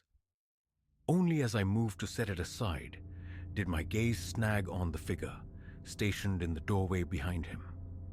A dark shape, barely more than a silhouette, yet undeniably humanoid in scale and form. The emulsion there was blurred, distorted, as if by camera shake or some flaw in the developing. Yet I could discern the impression of a head angled towards Ronan's unguarded back. A cold moisture slicked my palms as I sifted through the stack with growing unease. Ronan tending the stony garden plot, a smudge of darkness lurking just beyond the dry stone wall. Ronan lost in a book by the hearth, the window framing both him and that indistinct sentinel behind the glass. Ronan trudging down the boreen for the post, and there, nestled amongst the skeletal trees, that familiar tenebrous shape, always oriented towards him, always watchful. No dates marked the photos, but the cyclical passage of seasons was plain. Trees leafing and shedding, drifts of snow, the ephemeral bloom of wildflowers. Through it all, the figure persisted. Sometimes nearer, sometimes more distant, yet its presence was a chilling constant. Observing, perpetually observing.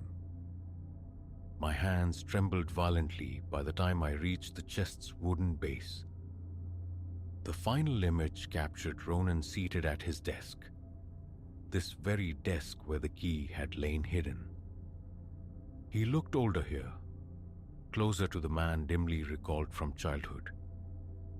The figure occupied the room's corner, and though characteristically blurred, I felt a sickening certainty that it stood closer than in any preceding photograph. I thrust the pictures back into the chest, slamming the heavy lid shut. The sound reverberated in the confines of the attic, abruptly shrinking the space, pressing in on me. I scrambled down the stepladder, hauled it up, and fumbled the trapdoor closed. My fingers shook so badly that securing the padlock became a clumsy ordeal. That night, the footfalls began. I lay rigid in bed, attempting to impose rational explanations upon the photographic evidence. Double exposures, perhaps. An abandoned artistic project? Pareidolia, born of stress and isolation. The old house was a symphony of groans and sighs, settling foundations, creaking floorboards, the wind keening in the eaves. I'd grown accustomed to its nocturnal chorus. But this was different. This sound emanated from directly above my bedroom, from the attic. Slow, deliberate steps traversing the space from one end to the other. Back and forth, back and forth. Access was solely through the trapdoor I had meticulously examined. The stepladder remained downstairs, propped against the study wall. The trapdoor was securely locked.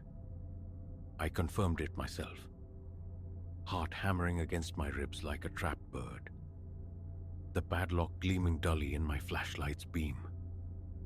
Yet the footsteps persisted overhead. Fine dust motes drifted down from the ceiling with each tread. I stood frozen in the study below, light trained on the trapdoor, listening to something pace within a space that ought to be empty, that ought to be inaccessible. Sleep eluded me that night, and the next. The footsteps returned with the darkness, tracing the same inexorable path, back and forth, back and forth, like a caged thing, like something waiting. On the third day, driven by a gnawing need for answers, I turned to Uncle Ronan's papers. The desk drawers disgorged a lifetime's documentation. Letters, invoices, notebooks filled with his cramped, spidery script. Mostly mundane details. Grocery lists, utility statements, notes on tractor repairs. But in the bottom drawer, concealed beneath a stack of yellowed newspapers, lay a leather-bound journal. The initial entry bore the date 1975. It watches me again. I perceive it everywhere now. Initially dismissed as imagination, mere tricks of light and shadow, but the photographs are irrefutable. It resides in every frame, drawing nearer. Its purpose remains obscure. Why it selected me, unknown. But its patience is infinite. Relentlessly patient. Always watching, always waiting. Never speaking, never moving when directly observed. Just watching, eternally watching. The entries spanned years, chronicling Ronan's futile efforts to escape his silent pursuer. Journeys to Dublin, to London, even a 6-month sojourn in America proved fruitless. It shadowed his every move, always watching, always waiting. The tone grew, increasingly desperate over time. The final entry was dated a mere fortnight before his death. It is inside the house now. I hear it in the night, walking in the attic, seeking ingress. The trapdoor is locked, but that barrier is temporary. All barriers are temporary. It is so close now. Reflections betray its presence, standing just behind me, over my shoulder. Always indistinct, always blurred, yet clarifying daily. Soon, its face will resolve. I dread seeing its face. God preserve me. I do not wish to see its face. Ronan's death certificate lay nearby. Official verdict: cardiac arrest. He was discovered in his study, slumped across the desk. His countenance, the police report noted laconically, bore signs of extreme terror. The footfalls are louder now. They are no longer confined to the night. Sometimes, in the flat light of midday, I hear that slow, measured pacing traversing the ceiling above. Sometimes, there is scratching too, a dry, furtive sound, as if something seeks purchase, seeks a way through. Yesterday, yielding to a morbid impulse, I took a photograph of myself with my phone. I deleted it instantly, but not before the image registered. That blurred distortion hovering behind me, just over my shoulder. Now, when I catch my reflection in darkened windows or mirrors, I perceive a flicker at the edge of vision. A swift movement, withdrawing just as I turn. The photographs remain sealed within the chest, in the attic. The thought occasionally surfaces, to ascend once more, to scrutinize them with forensic intensity. Perhaps a detail was overlooked. Perhaps some clue to this entity's nature, its desires, lies hidden within those monochrome squares. But I cannot bring myself to unlatch that trapdoor again. Not now. Not with the certain knowledge that something occupies the space above, pacing in the emptiness, drawing closer with every passing hour. I commit this account to paper because the silence is unbearable, because someone must know. Tomorrow I depart. I will sell this cursed farmhouse, put as much distance between myself and this island as geography allows.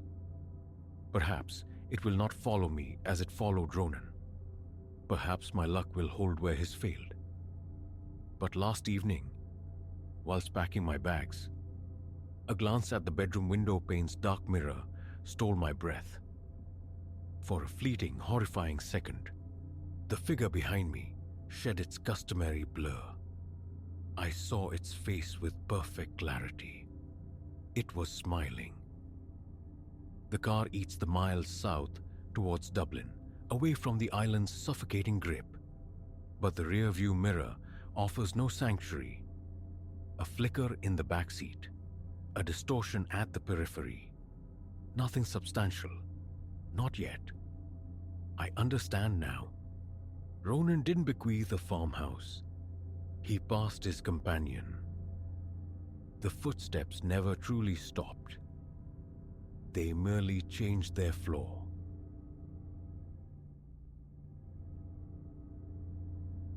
The first glimpse I caught of them, the Ashworths, seeded a conviction. Here was the missing piece, the harmonious chord our sleepy lane had lacked. Elias, Clara, and their small daughter, Lily. They materialized like figures brushed onto canvas, echoes of a sun-drenched, simpler time. Yet now, the flimsy wood of my bedroom door groans under Elias's assault, and I understand the treachery of surfaces. Perfection, I see now with blinding clarity, is merely the most exquisite veil for the abyss. It began 3 months prior under the raw scar tissue of my own life's unraveling. Divorce had left me clinging to this house, a solitary victory in a landscape of loss. Then one luminous Saturday, the hulking shape of a moving van eclipsed the sun next door.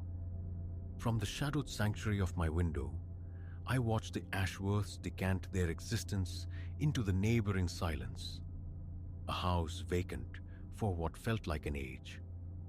Elias possessed an easy grace, tall and sculpted, his smile etching pleasant lines around his eyes. Clara, delicate and fair, her blonde hair captured in a precise ponytail, moved with quiet efficiency. And Lily, barely substantial, a wisp of 5 or 6 years, trailed them, a worn-stuffed rabbit anchored in her small fists. A pang, sharp and unwelcome, resonated within me. The ghost of the family I'd yearned for, the phantom limb of a future dissolved. Still, convention demanded warmth. Armed with a plate of still warm chocolate chip cookies, I crossed the lawn. Clara opened the door, her smile radiating genuine welcome. "How incredibly kind," she breathed, taking the offering. "Elias, Lily, our neighbor is here." They assembled in the doorway, a tableau of domestic bliss. Elias's handshake was firm, grounding. "A true pleasure," he offered. "We're eager to settle into the rhythm here." Lily peered from the safety of her mother's legs, curiosity winning over shyness. I crouched to her level. "Hello, Lily. I admire your rabbit. Has he got a name?" A solemn nod. "Mr. Flopsy," she confided in a near whisper. A smile touched my lips, unbidden. So utterly, disarmingly normal. What premonition could have pierced such flawless composure? Weeks unfolded, and the Ashworths wove themselves into the neighborhood's fabric with effortless grace. Clara found her place in the local book circle. Elias lent his easy charm to coaching the children's baseball team. Their backyard barbecue became the season's highlight, drawing the entire street into their orbit. Everyone was captivated. I found myself drawn particularly to Clara. Morning coffees became a ritual after Elias departed for work and Lily for school. Ensconced in her pristine kitchen, we trade stories and laughter, forging an unexpected intimacy. "I'm truly grateful we landed here," Clara confessed one morning, her fingers tracing the warmth of her mug. It felt necessary after, well, after everything. My curiosity stirred. Oh, was there trouble back where you were? A fleeting darkness, quick as a hummingbird's wing, crossed her features before vanishing. Oh, the usual, she deflected smoothly. Sometimes a clean slate is all you need. I let it rest, respecting the veiled boundary. We all carried our unlit rooms. Yet, dissonant notes began to surface in their perfect symphony. Small things, easily dismissed in isolation. The almost imperceptible way Clara would recoil if Elias shifted too abruptly near her. The muffled cadence of arguments leaking through the walls late at night. Lily, once a skipping sunbeam, growing progressively muted, her small presence receding into shadow. I wrestled with self-doubt, wondering if the wreckage of my own marriage was casting distorted reflections onto their life. But the inconsistencies accumulated. Tiny cracks spider-webbing across the flawless facade. One afternoon, tending my roses, a sharp shatter from next door sliced the quiet air, followed instantly by Clara's stifled cry.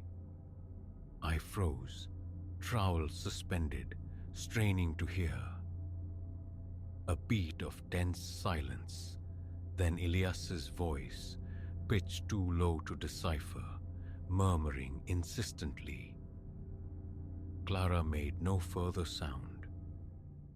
That night became a battleground within me. Intervene? Speak out? But the specter of being wrong, of fracturing their lives based on suspicion, held me captive. Ultimately, I resolved to approach Clara directly. The following morning, I invited her for coffee, rehearsing gentle inquiries. She arrived bearing a faint discoloration high on her cheekbone, artfully, yet imperfectly, masked by foundation. "Clara," I began, my voice softer than intended. "What happened?" Her hand flew to her cheek, a gesture of startled self-consciousness. This, utterly clumsy of me, collided right with the kitchen cabinet door. I inhaled slowly. "Clara, yesterday, I heard something. Are you certain everything is all right?" Her eyes dilated. A spark of raw fear ignited and just as quickly extinguished, replaced by an overly polished brightness. "Absolutely," she insisted, her tone brittle. "Everything is wonderful. Elias and I, we couldn't be happier."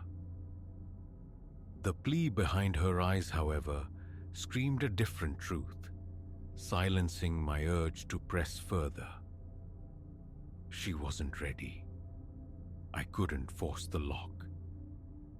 The atmosphere shifted palpably after that. Clara's invitations ceased. Our encounters on the street were brief, her smiles taut and ephemeral. And Elias began to watch me. Across the expanse of lawn, I'd feel his gaze cold, appraising. A primal instinct screamed danger, urged me toward action.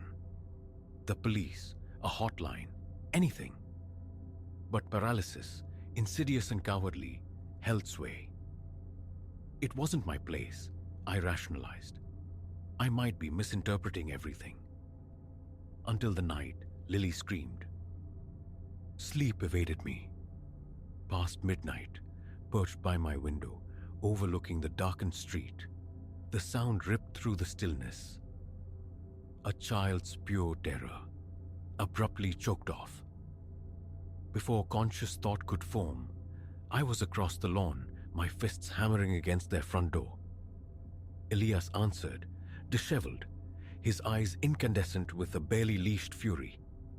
"What?" he spat. I heard. "Lily, is she all right?" My words stumbled out. His expression morphed, a veneer of solicitous concern sliding over the rage. "A nightmare?" he stated, his voice regaining its smooth timbre. "She's fine. Go back home." But past his shoulder, My gaze locked onto Clara. One eye was swollen shut, a dark crescent against her pale skin, and a trickle of blood stained her lower lip. In that fractional second, our eyes met, and I saw it all. The desperation, the silent entreaty. "I'm calling the police," I declared, the tremor in my voice betraying my fear.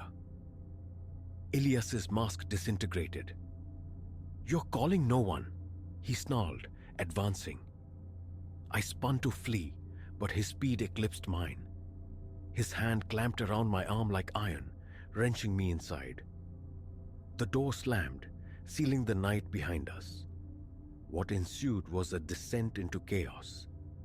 Elias raged, oscillating between venomous threats and manipulative assurances that I was delusional.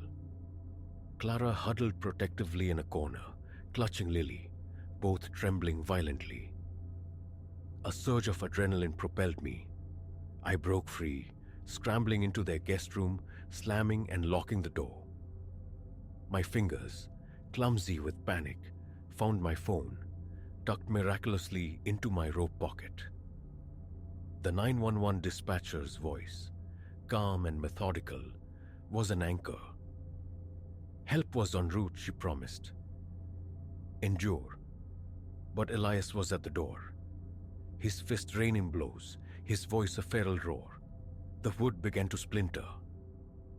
So I wait, trapped between prayer and primal fear. Outside, the world pulses with strobing red and blue light, visible through the gap in the curtains. Will they breach the threshold in time? With a final sickening crack, the door splinters inwards.